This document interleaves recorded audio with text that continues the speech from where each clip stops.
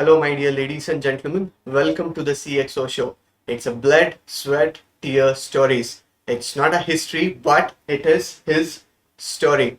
Let us welcome our today's guest, Shri M.S. Raghavendra, who is a chairman and managing director of Rajalakshmi Group. Suppose if you would have had a food in a good restaurant or a star hotel or at your factory or at your corporate office, high probability is that you would have had a dish which has been prepared by their equipment. They are Rajalakshmi Kitchen Equipments, manufacturing of kitchen equipments for more than 50 years. They are the pioneers in kitchen equipment sector. And it is really great to have you, sir, on this show. Thank you, thank you, thank you. Sir, my audience are waiting to know who you are, where do you come from, and how did you started this journey? I was born in Mandya.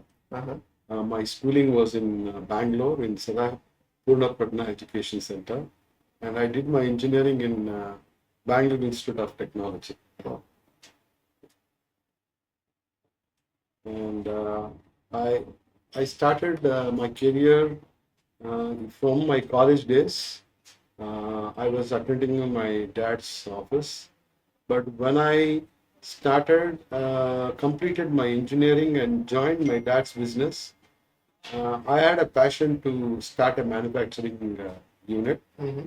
but my dad was not for it because he was always a trading man. Okay. So he didn't say no to me, Yeah. but he said, if you want to do it, you can, but it is your responsibility to take it forward. Mm-hmm. Luckily, we had a small piece of land in Ramasandra. Oh. So it belonged to one of my dad's friend, Mm-hmm. but he didn't want it to start, and so he gave us that piece of land to us. Mm-hmm. And in the year of 1988, we Mhm. started this journey with people of only 7 people. Mm-hmm. We had a small Maruti van, Oh. which I was the driver for it.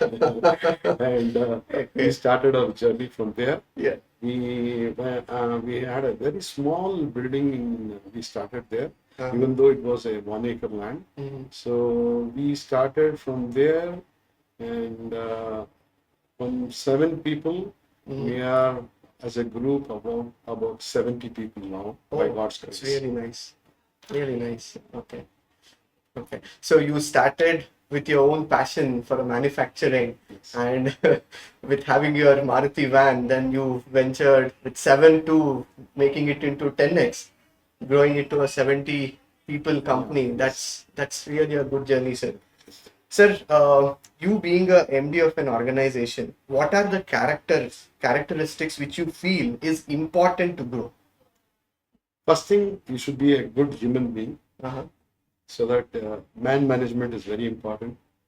Nowadays, people are not, maybe the new generation, maybe whatever the staff I have, old people working with me, they are not only on salary, they Mhm. want a good managing person Mm-hmm. who has some good human values.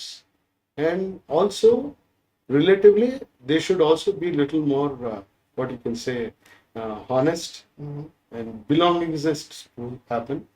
More than anything, MD of the company, we should have passion to run the industry, Okay. which by God's grace I have that. Yes, yes. Sir, you said human values is also important, and managing the people is one of the biggest characteristics of a management team member. Sir, this is one question which I normally keep asking to many of my close group management level people. So, tell us one incident which made you totally crushed, felt disastrous, and how did you overcome it? Anything, it could be professional and Yeah, that's a very good question. Every new budding entrepreneur should take care of this, because if you are starting an industry when you don't have any knowledge, Mhm. and especially in an industrial area, you will have to be very careful in dealing with the labor. So by choosing the right labor, yes. you can succeed. Otherwise, you will have problems from the beginning. When we started, even since we didn't have a knowledge of running a factory, Yeah. we had a lot of issues in the beginning, but slowly we overcome those problems in the due course. But whatever when you start industry, please follow the rules of whatever the label was, and you should be careful in employing the right people for the right kind of industry what you want to start. Sir, when you said right people, you mean to say only related to the skill set which you would be looking across, or something his behavior? See, nowadays, however much you modernize your industry, the labor force is a must. So without a labor force, you cannot succeed.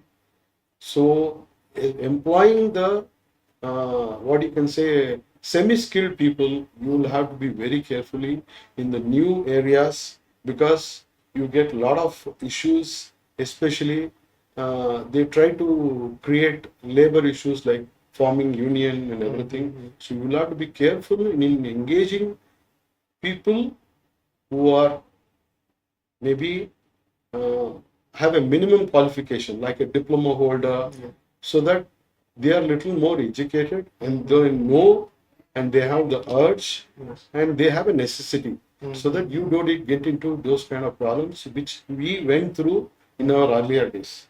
Okay, okay.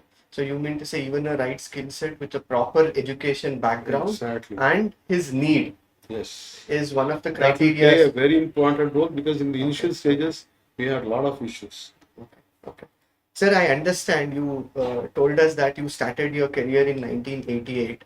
I have seen my own generation and other Gen Z people telling, "Oh my God, I have exhausted with the work. I am bored with the work." But tell me, even after probably this is your 48th year, but what passion and how it is driving you to keep up the same? You are working relentlessly, persistently, actively from Monday to Saturday. So what is driving you? What is that force behind? First thing is the passion. I like the work what I am doing. So I always try to upgrade myself. We visit fairs. We want to, whatever we see, we want to implement in our equipment. And since we are like in this field from so many years, so I don't think of any other line for me. I'm happy with what I'm doing. So that is what pushes me throughout the week and from so many years. So it is happiness and also the passion which is keeping you to Yes. right? Probably Anybody yes. without passion, nobody can succeed. It's like pushing somebody who is not interested to do something what he wants to. Yeah, yeah, very much, sir, very much.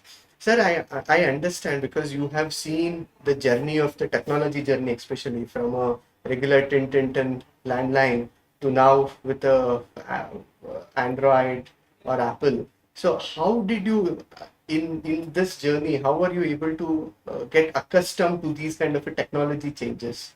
See, even to be very honest with you, maybe around 15 years back, I didn't know how to use a laptop.